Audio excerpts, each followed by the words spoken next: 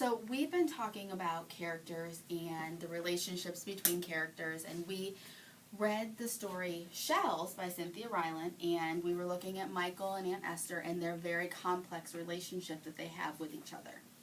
So what we're going to do now is we're going to take it another step, and we are going to try to symbolize their complex relationship, because we know that there are many different representations of what they are going through in their journey together.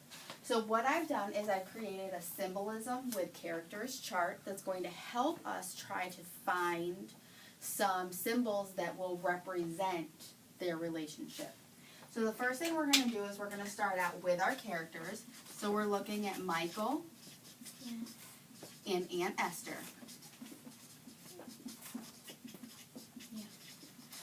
Now, what we're going to do is you'll see that I've kind of created different topics that we're going to look at. And this is going to help us fully understand how we symbolize and how we represent. So this will help guide your thinking. And then what I have hidden here is going to help us frame what it is that we're saying to help make it into a talking point or an actual full picture of what we're looking at. So when we think about the relationship between Michael and Aunt Esther, when I think of their relationship and I try to think about an animal that might represent their relationship, the first animal that comes to mind is a lion. Yeah. How many of you would agree a lion, right? Yeah. So when I think about a lion, I think about the beginning of the story, where they're screaming at each other in the kitchen. There's a lot of anger. There's a lot of rage.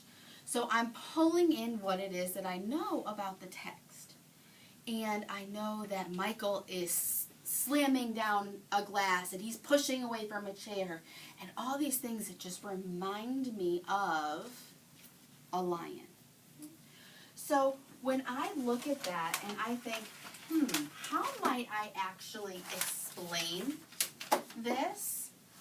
I've created a frame, and this is going to help me frame my thought for this relationship between Michael and Aunt Esther and how I've used a lion to symbolize it. So when I say the relationship between, what two characters am I looking at? Michael and Aunt Esther. Michael and Aunt Esther. Yeah.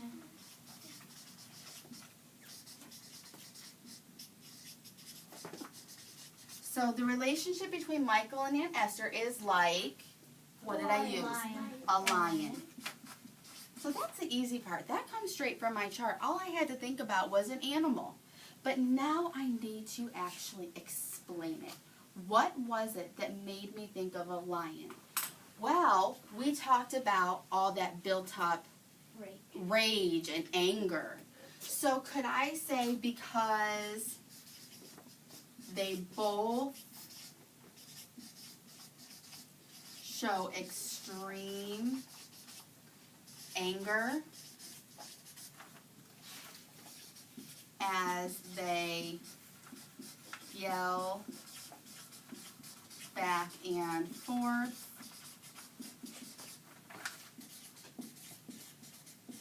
about their hatred? Yeah. For each other. Does that fully describe why I would use a lion to symbolize their relationship? Yeah. So I'm saying they have that extreme anger. We know that lions roar when they get mad, right? They want you to hear them. So when I'm thinking about Michael and Aunt Esther and thinking about the relationship at the beginning of the text, I'm able to see, wow, there was this extreme hatred going on. We did find out later on in the text that maybe it was more misplaced, but at the beginning there was this anger.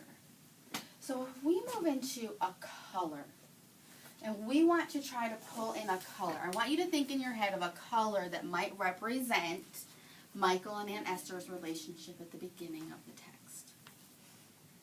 Go ahead and turn to your partner. Now listen, all I want you to do is share your color, and then I'm going to have you do something after it. So go ahead and share your color. I think it's red. I think it's red or orange. I don't know.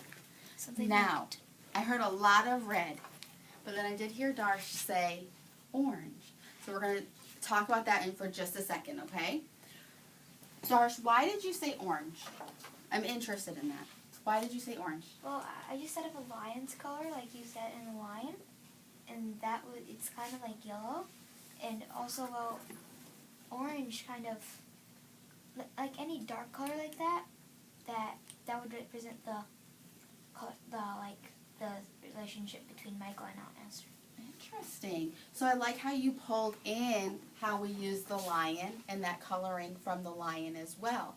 But I heard the rest of you say red. And I even heard Darsh say red first. Now, when I think about the color red, I immediately think about anger, right?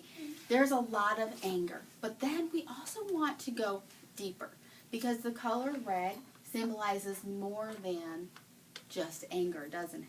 Yes. We know that Michael has been through a very traumatic experience in his life. What was that traumatic experience? What was that traumatic experience, Dean? That his parents died. His parents died. Was it expected? No. We can infer that it was not expected. So we know also through our text that Michael is experiencing a lot of what? Remember? Drew, what do you think? Grief. A lot of grief. And we talked about those stages of grief that you go through when you lose a loved one, and especially when you lose a loved one unexpectedly. So when I think about grief, and I think about the anger, and I think about the sadness that comes with it, I also think about tears and crying. But it's not just the tears that come from your eyes. So what I'm thinking about is, now watch how I pull in some of the different meanings that come with the color red and the symbolism. So the relationship between Michael and Aunt Esther is like the color red, right? Because Michael and Esther's hearts are broken, right? Their hearts were ripped out. They're broken because Michael lost his mother, but Esther lost her sister. So Michael and Esther's hearts are broken due to the loss they suffered. So am I able to show multiple emotions and feelings that go along with just the color red? Yeah. Yes, so they have that grief. They've lost loved ones. So it's almost like their hearts are bleeding because they're so torn apart by what has happened to them. So what I want you to do is I want you to look at the next one that we have. We have here a type of music. If you were to think about what we know about Michael and Aunt Esther's relationship at the beginning of the text, what type of music might you associate with their relationship? Go ahead and turn and tell your partner. Rock or heavy metal. Or heavy metal. I think it's heavy metal more than rock, because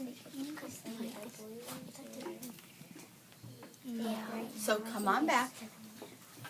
I heard a couple of the same, but then I also like that you were already starting to frame your explanation and why that fit. So I heard a lot of rock. I heard some heavy metal. I even heard some blues, which were interesting. When we think about what is happening with Michael and Aunt Esther, and we come back to that lion and the noise that was happening in the kitchen and the way that they interact with each other, and we think about this color red and what that symbolizes, we try to think of some music that might represent it in a similar way. So we're thinking about loud noises. Would rock or heavy metal fit that description? Yes. So knowing what we do about those types of music, as well as Michael and Esther's relationship, what I want you to do in just a minute with your partner is frame your sentence. So you would say the relationship between Michael and Aunt Esther is like, and then you could say rock or heavy metal, whichever one you decide to do, because, and then pull in that evidence. Okay? Go ahead and turn and do that now. The relationship between Michael and Esther is like. I think it's heavy metal because like all the crashing sounds of Michael slamming down his glass and pushing him like here's Heavy metal and like rock. They're like it's like mad music and like you're like they're like so yeah. Which is like some people play with like anger. Yeah, the relationship between Esther is like and like heavy metal has like drums. It's kind of like crashing loud and like sometimes. it's loud and it's Really loud. Was that very angry? All right, come on back. Wrap up your thought. So when I was hearing the way you were framing your thoughts for our symbolism, I was hearing that with rock or with heavy metal, there's a lot of loud noise. I heard that there was a lot of screaming, which is a lot like that scene from the beginning of the text. And then I also heard how, you know, the banging was a lot like the sound of Michael's glass hitting the table and him pushing his chair back. So pulling in that textual evidence to support what it is that you're using for your symbol. And although you had similar but also some different reasons, does it still fit? Yeah. Absolutely. So now what we're going to do is we're going to look at one that we've kind of tweaked a little bit, because I think that there's a lot of different examples that we could use. So when you're coming up with our next section, which is a type of weather or a natural disaster. So we're really looking at, you know, maybe a type of storm or something that happens caused by nature. So not necessarily man-made, but more natural. What I want you to do now is, in your notebooks, I want you to jot down either the type of weather or natural disaster that you're comparing their relationship to. So what symbol are we looking at? And then explaining why. So you're really going to create your own sentence frame. Does it have to be laid out exactly like our example? No. This is just here as a guide for you. So go ahead and take just a minute to do that.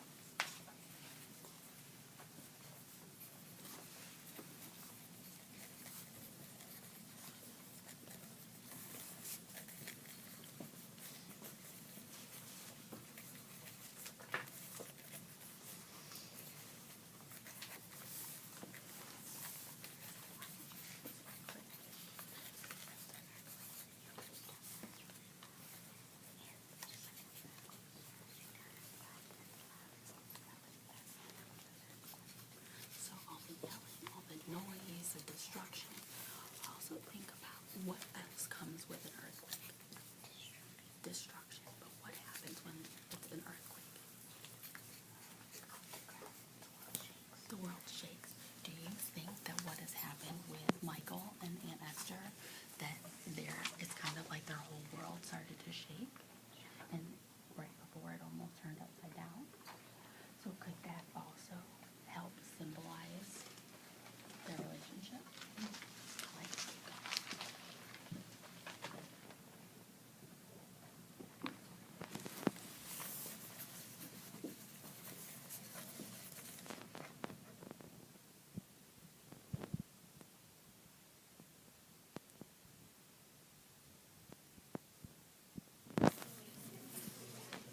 I'm seeing a lot of destruction.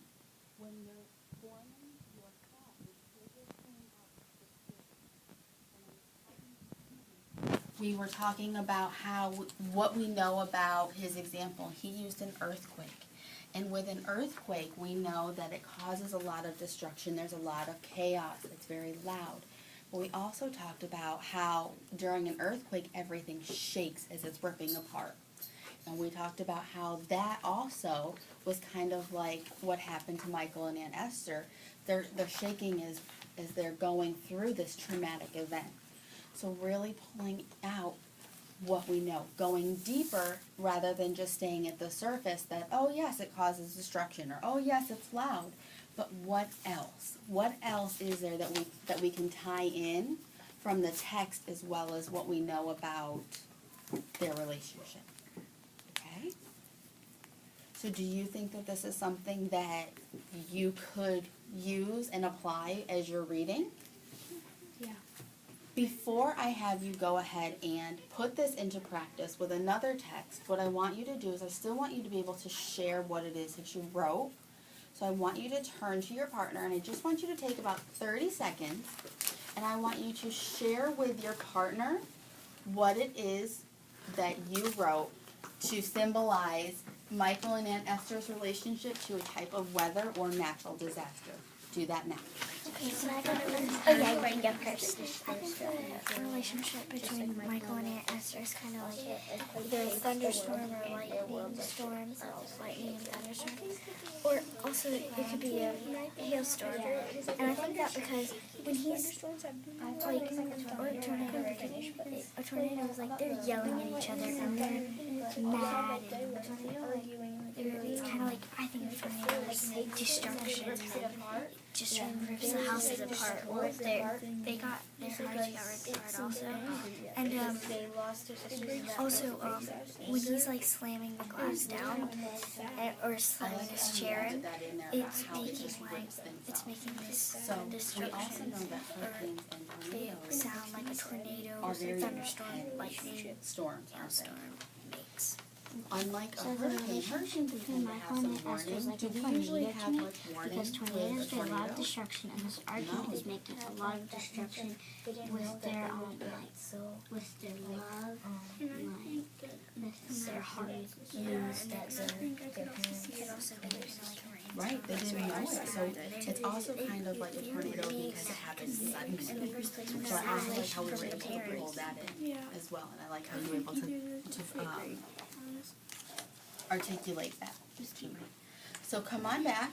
So what I'm seeing as I'm having conversations with a couple of you is that through your discussion with your partner, you were able to see, oh, okay, I can add this to it. Or your partner, without me saying anything, questioned, well, what else? So that right there took you deeper. So as you're working through your own text, that's what I want you to do too. I want you to question yourself to go deeper and say, well, what else? How else does this relate? Okay? So what I've done is I've recreated this chart for you. And I've even given you the stems. I've given you 2 stems in case you need them. And I want you to go ahead and pull out our text Stray, also by Cynthia Rylands that we've been working in. Now in Stray, we have 2 characters that we can look at. We can either look at Doris, or we can look at the dog. So what I want you to do is, as you are working with your symbolism chart, I want you to decide if you're going to do Doris or the dog. We're not going to look at their relationship, but I want you to just look at them as, look at them on their own for right now. And then what we're going to do is we're going to come back and we're going to partner up with someone who chose the other, and we're going to try to find our symbolism that way between their relationship. So you're going to decide if you want to use Doris or the dog, and then write that into the character section. And then from there, I want you to go ahead and start filling in your chart. You'll notice that I added a section on here that says another object, and that gives you freedom to say, oh, well, I was really thinking about this, if it might not have fit under these other headings. Okay? Questions? Anna Kate? Can we do both Doris and the dog? You absolutely can do both Doris and the dog, but not together. So you can do two separate ones, absolutely. Because remember, what we're going to do is we're going to buddy up with someone who had the opposite as us. And then that's how we're going to come together and look at their relationship and see what similarities and differences we found in our symbols. Okay? Look at that. We've already got Dean already started. Go ahead and get to work. Do you have to start right with the animal? No, you can go ahead and continue on as you need to.